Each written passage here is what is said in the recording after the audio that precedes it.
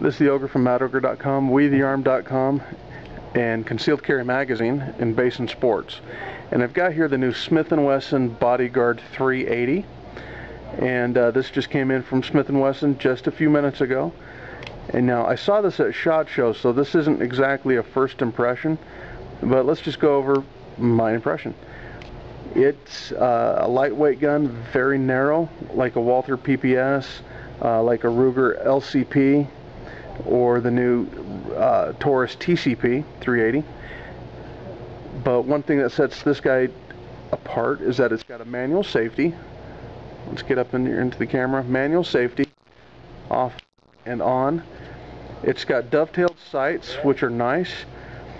The other guns, such as the Micro Eagle and the Ruger TCP, have vestigial sights, which are really not good. Usually, to get good sights, you have to step up into something like the Walther P232, the SIG P232, or the Walther PK380, and those have got some better sights on them. The Smith & Wesson doesn't have a big dot sight. It cries out for a big dot sight, and you can see it doesn't have that.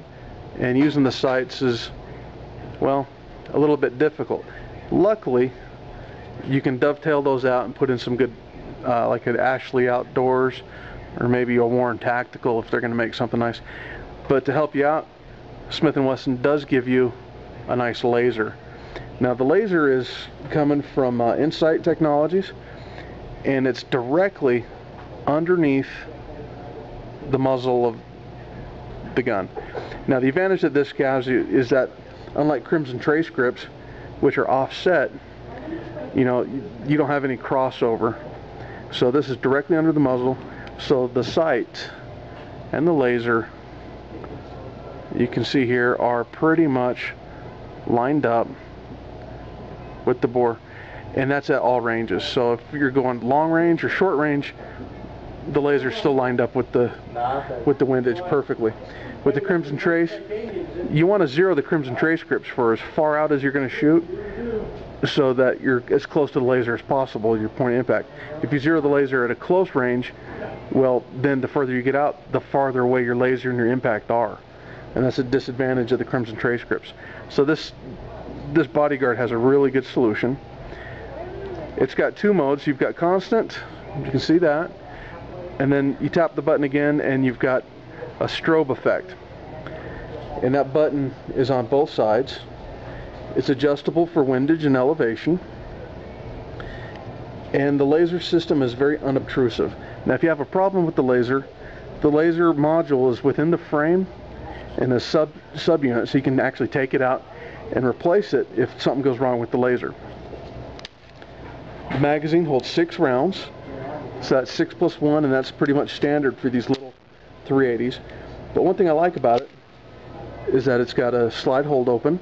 It's in your standard automatic pistol configuration, as far as takedown lever, safety lever, and your slide release lever, and they're all pretty much set up in a logical layout.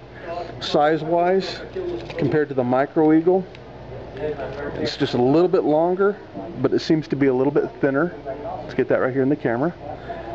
And to the TCP, similar size to the TCP and the LCP, very similar sizes, but the Smith & Wesson just has kind of an advantage, I think, with that built-in laser. The finger grooves, it's wide enough I can get my big chunky finger right in there, and my other finger pinkle dangles, and that's fine. I don't mind the dangly pinky. That doesn't bother me too much because I'm used to shooting small guns. Well, I'm used to shooting all the guns, but I don't mind that at all. But you can still get a nice, good high grip, and it's not going to interfere with anything. So Bodyguard 380 so far, it's getting a pretty good impression. I'm really digging this so far.